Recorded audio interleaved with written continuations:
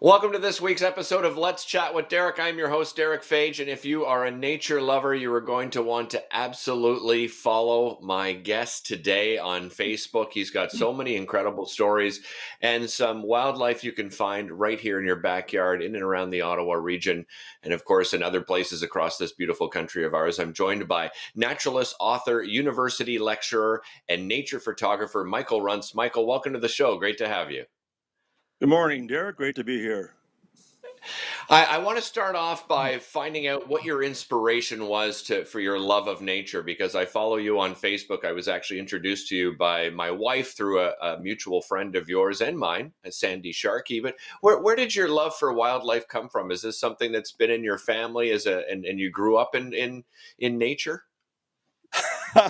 Well, to be quite honest, Derek, I was forced into it at a very early age. When I was 5 years old, and I didn't know this story till I was in my late 20s, but I was 5 years old. We lived in Arnprior, and next door we had a neighbor who had a daughter who was 4 years my senior. My sister was 4 years my senior, or is my 4 years still. And they had a playhouse in the back of her yard. And according to her mother, who told me the story decades later, I used to go out there and bother the girls. Now I can't see that being possible. I was a Oh, of nice, course not. nice kid, but I used to go back there apparently when they had little tea parties and throw their things out the window and that sort of thing. I find that. However, the mother was an amateur bird watcher. And she would take me by the hand to distract me and walk me around her backyard, which is huge, and show me nesting Baltimore Orioles in the trees with the binoculars, and then show me in the field guide to the birds by Roger Torrey Peterson their image. And this ignited this passion for nature. And by the age of 5 into 6, I was looking at birds and identifying birds at my backyard feeder. And then in kindergarten, hard to believe this, especially in Arnprior, which is kind of a tough little town. And, it's a hockey town, Ottawa Valley town. In kindergarten, Yeah. I found a kindred spirit, Andre Vietinghoff, and we would go bird watching together in kindergarten. And we remained friends till I think it was grade 3 or 4. He moved to Pembroke. But here's two little kids in this town known for its hockey and other elements. And we were bird watching. So I was actually forced into it. And what a lucky break that was, because that just gave me this incredible pastime where every free minute was spent looking at birds. And that developed into a career as a naturalist and then into photography from there and so on. But it all began because I was a bad little boy bothering my sister. So a So bad little it boy really went from a hobby.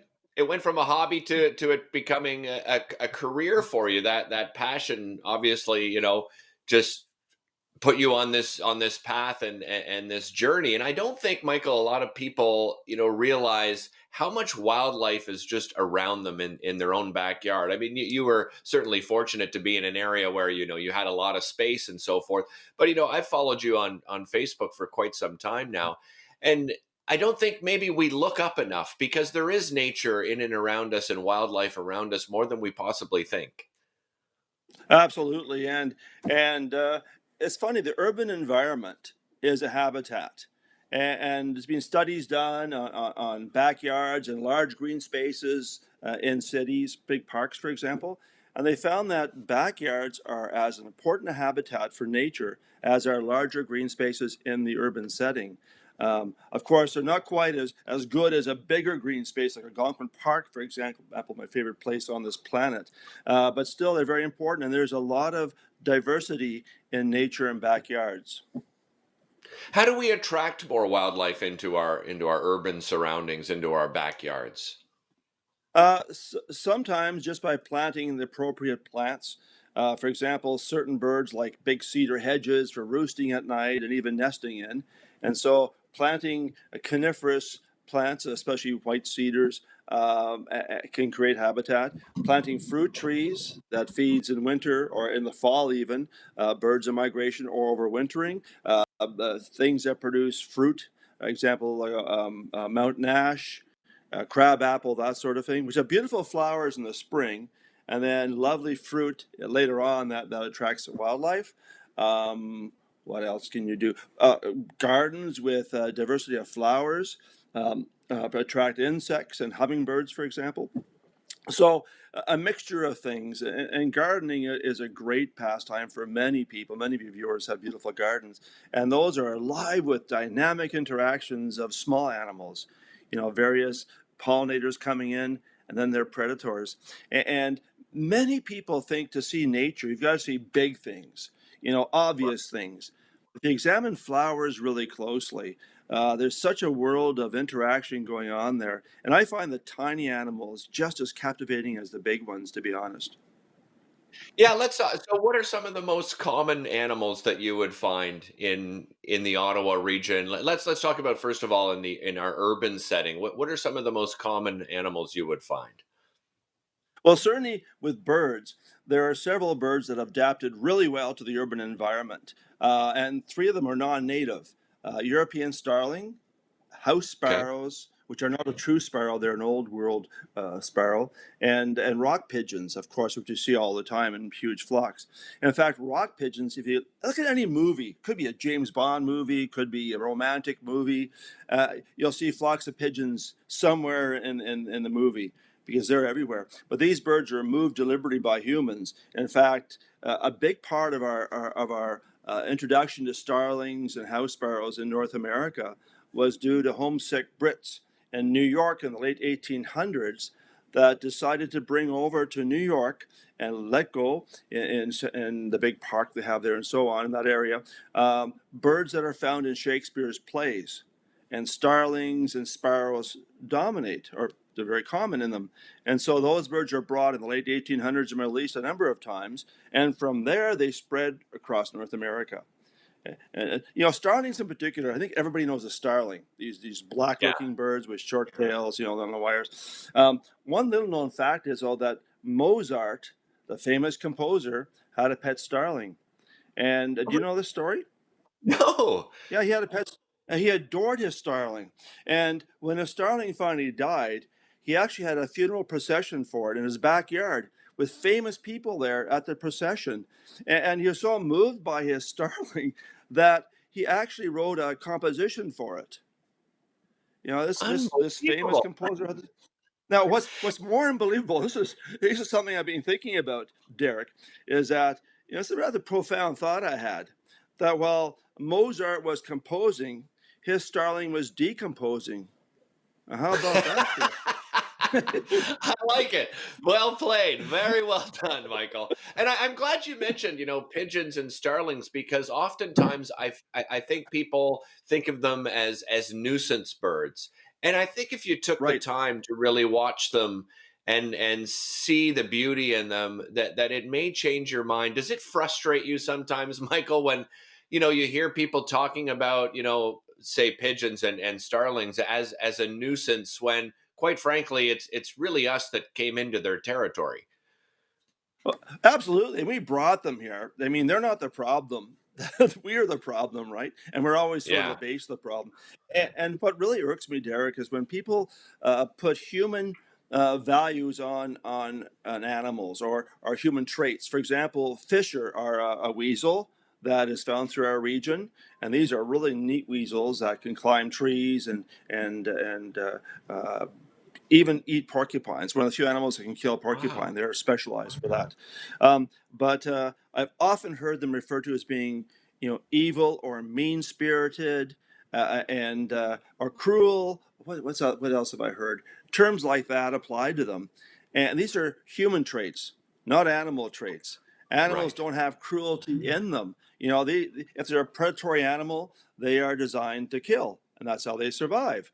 And they don't do it with malice. They do it out of necessity. Same for wolves, for example, one of my favorite animals, the eastern wolves, and again, coyotes as well. Hmm. And so, yeah, so that irks me, I think, as much or not, if not more, than putting negative aspects to our perspectives on these non-native birds. And by the way, every individual species, whether it's a starling, whether it's a native animal, although mind you, if they've been here for 100 or 200 years, surely we can call them, you know, not immigrants, but accept them as part of our fauna. Yeah. Anyway, they become naturalized, but they're all everything is fascinating. Everything is complex. For example, starlings, the bird we're talking about now, they actually go out in spring and look for certain types of plants. They are botanists supreme, and they choose a couple of types, including yarrow and Queen Anne's lace, and pull off the leaves and add them to their nests. And as these green, which are in cavities inside trees or birdhouses, and as these plants decompose, they add a chemical to the nest that keeps out certain parasitic flies. I mean, this to me, this is Really? fascinating.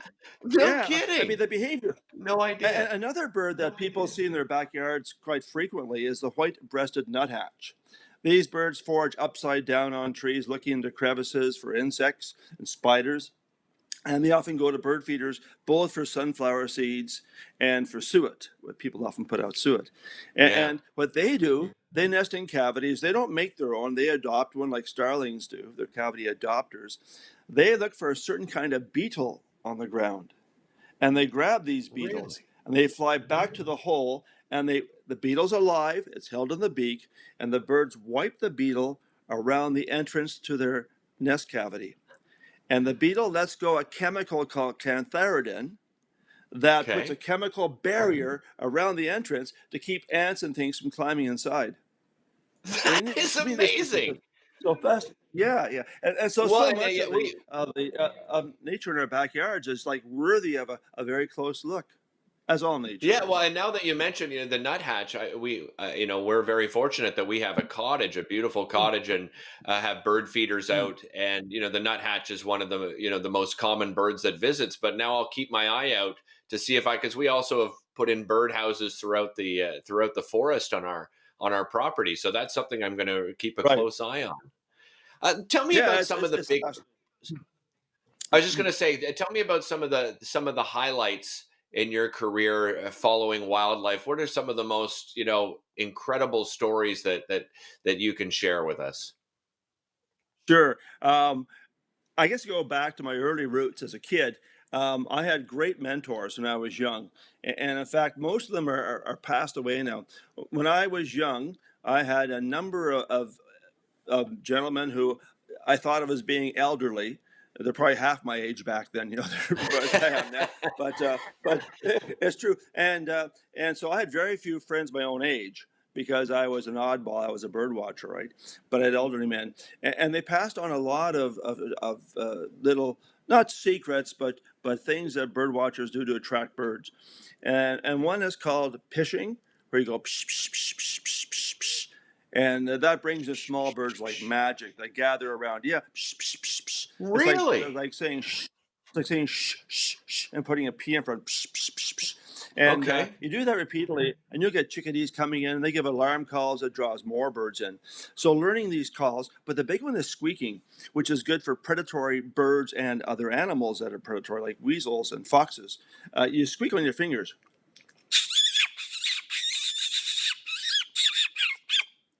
like that. Really portable tool to bring with you, and Yeah. and the first time I had a great response to it, I was maybe, I don't know, 11 or 12 years old. And I crossed the Madawaska River at Arnprior on the train trestle, a very dangerous thing back then because they had trains running every half an hour. Yeah. And, and I was in a little meadow type habitat by the river edge, and I was squeaking for birds. And all of a sudden, I could see the sedges and grasses moving like as if an animal was coming underneath them. You know how you see this wave of movement in the grasses?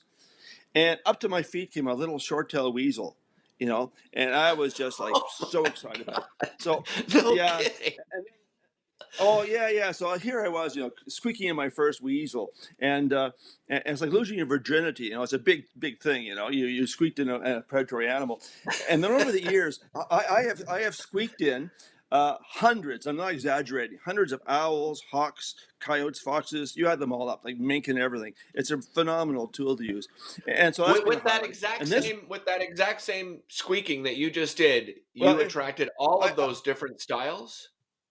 Yes, but I'm sure that my early years it wasn't quite as refined as the squeaking is now. Right. You know, it's like wine; it matures and gets better with age. My squeaking got better with age. But on this, I do these things called Christmas bird counts, and I have since I was 12 years old. And in fact, I saw that this on your past Facebook page. this past Boxing Day was my 55th consecutive Arnprior bird count. But I did three this winter, one in Algonquin Park on January the 3rd, I think it was, one in Arnprior on Boxing Day, and one in Huntsville on December the 8th, I don't know, 20th or something like that. Okay. And in all three bird counts, I squeaked in or called in a barred owl by my squeaking. You know, so I had three counts where I had three owls. In fact, on the Huntsville account, at 20 after 7, I squeaked in a barred owl. And then 1 minute later, 1 kilometer away, I drove. I didn't run or walk, but I drove a kilometer away and squeaked again. And a great horned owl came in and sat beside me. And that was the first great horned owl I ever seen on the Huntsville bird count. So, but that was a big highlight. But other highlights, though, I love challenges, and I always have for myself these high goals of it could be seeing an endangered species. For example, Right. there's an endangered species of beetle that's found only in Pinery Provincial Park up on Lake Huron and up near the Bruce Peninsula. And it's a small metallic green beetle with white markings, very similar to one we have here in backyards. People often see these metallic green beetles that'll run and fly a bit and land again. This is like them, but the markings are a bit different. It's called the Okay. Northern Pine Barrens tiger beetle. And it's only known from Pinery from one spot on one trail in that park, the whole Canadian population. And Wow. over the years, I made a number of trips there trying to find this beetle. And it's like a needle in a haystack, basically. And finally, about my, I don't know, seventh or eighth time, I could not find that beetle on that trail. So I thought, well, I'll go in a different spot with similar looking habitat in the park. And I found one and photographed it. And apparently, it's the only photographs of it in the wild taken because people would capture one in earlier years and photograph it and let it go. But mine was pure. It was done in the wild. So that was a highlight. And I have many highlights like that where I look for an endangered species or a rare plant. And then after many years of searching, find it. And what a rush of, endorphin that is. The euphoria that results from seeing this thing you've looked for years and find it. That certainly was a highlight. But That's another one involves amazing. wolves. Another one involves Okay. wolves. I've done a few books over the years, and on animals like beavers and moose and things like that. But wolves are always a real challenge, and we have a couple of species of wolves in Ontario. We have the northern gray wolf, also called timber wolf, and then we have the one that comes across Algonquin Park into Quebec and up to Lake Superior in a small band called the eastern wolf. That was only known as a Right. species, as a different species, 20 years ago or something like that. Anyway, I've been trying to photograph those animals over the years, and they're hard to photograph, really tough to photograph. And one of my goals was to sneak in one day to a pack when they are at what are called rendezvous sites, where the pups are taken in summertime to these open areas, often a boggy edge or an old beaver meadow is a perfect spot. And the adults go off hunting and bring back food to them. And at these rendezvous sites, the pups play and they howl a lot. And one of my goals has been to photograph pups howling at a rendezvous site. And and a few years ago, I forget how many years now, maybe 6 or 5 or 7 or 30, I don't know. A few years ago, anyway. Okay.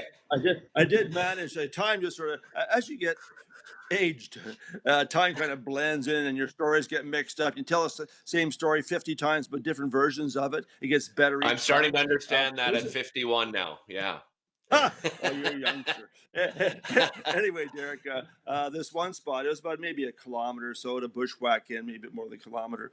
And I found these wolves by howling for them and they answer back. That's generally how I try to find wolves. And then I used to look at aerial photographs of where the wolves were howling from and try to figure out what habitat they could be in, what spot, and then sneak in during the night. And that's always a bit of a rush, too.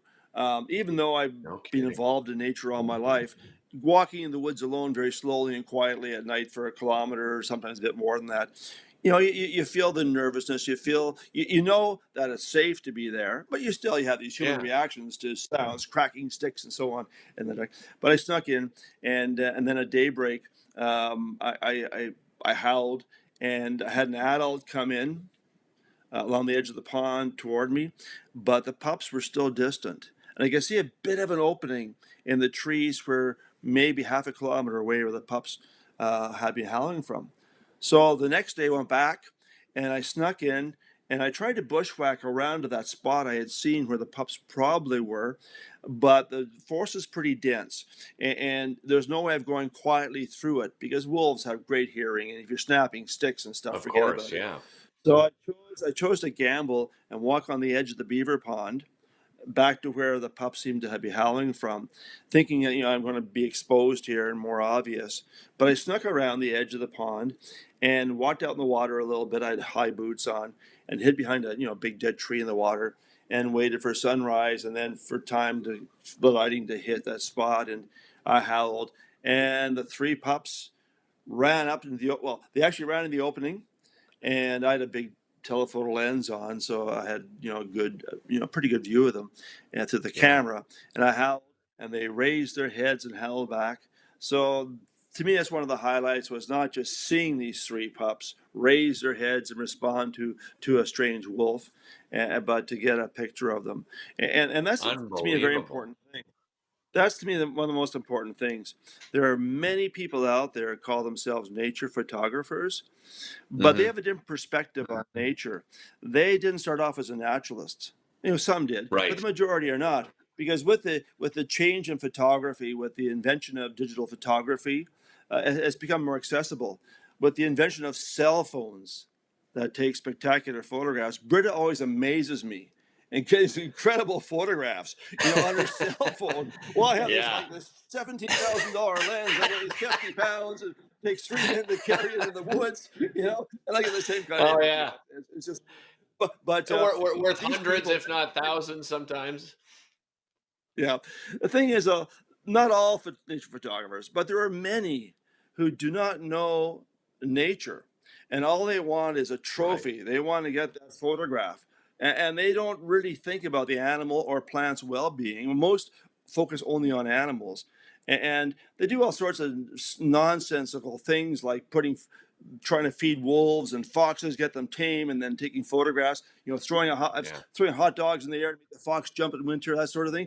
And for owls, there are things called baiters, which they go to pet stores and buy mice, and often they're the white mice that Really? are fed to snakes.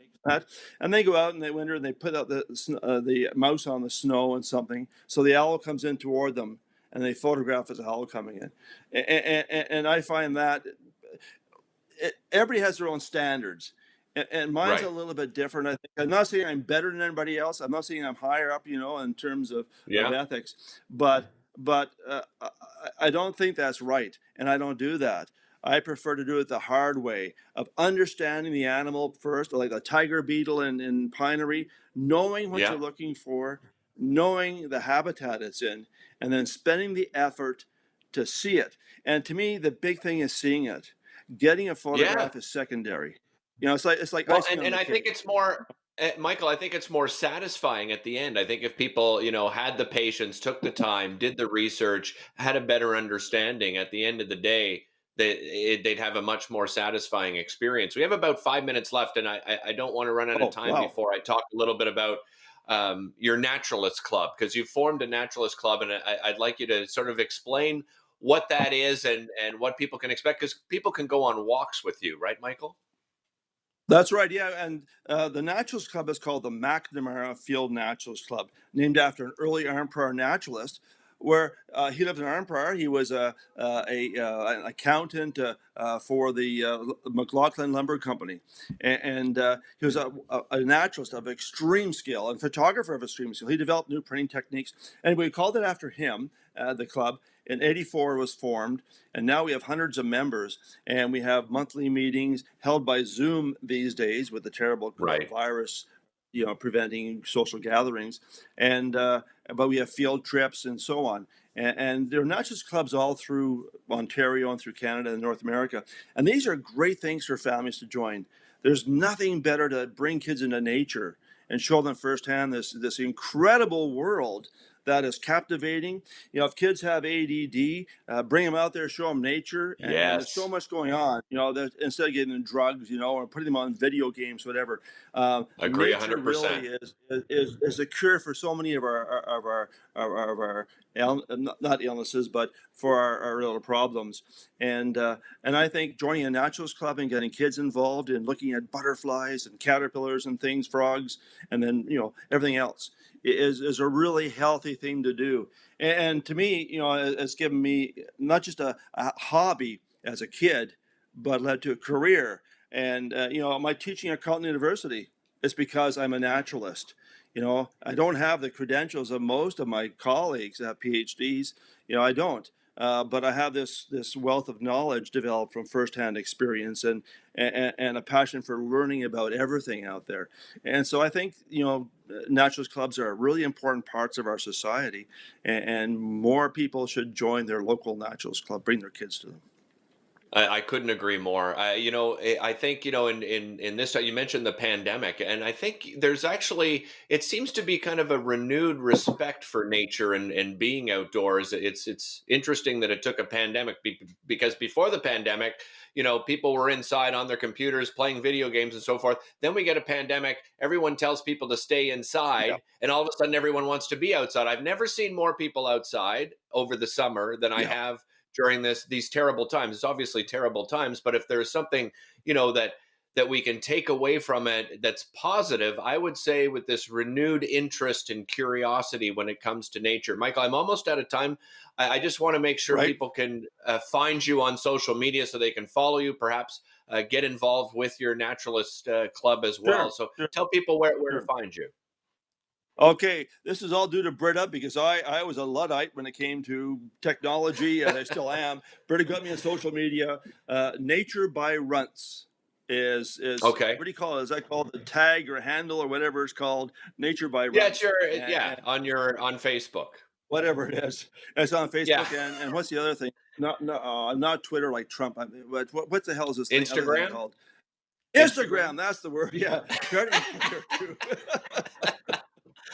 So Terrific. Okay, I've got 1 minute left. So, tell me your one piece of advice. People want to find, some incredible wildlife and nature and plants in their Yep. own backyard. What Yep. do you suggest they do?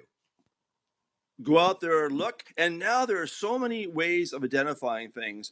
Now there's a thing called iNaturalist on the internet where you can, I think, put a picture up and it's identified for you. And then once you identify something, read about it. There's a world of literature out there now, little portable field guides and so on, that'll tell you Yeah, more about the animal or plant. And as excellent. you learn more, you get so involved in their world. And again, with kids, get the kids involved because you never Yeah. know in which kid resides of DNA where a little spark of interest goes into a flame of passion that gives them the best possible life they could possibly Well, have as Michael, years go I by. will say this to end. Your passion for nature and wildlife is infectious. Thank you so much for joining me. I really appreciate it, and take care. And I hope, you know what, once this is all over, I'm coming on one of your walks with you. I cannot wait. Hey, excellent, Derek. Yeah, it's been great chatting with you. Take care.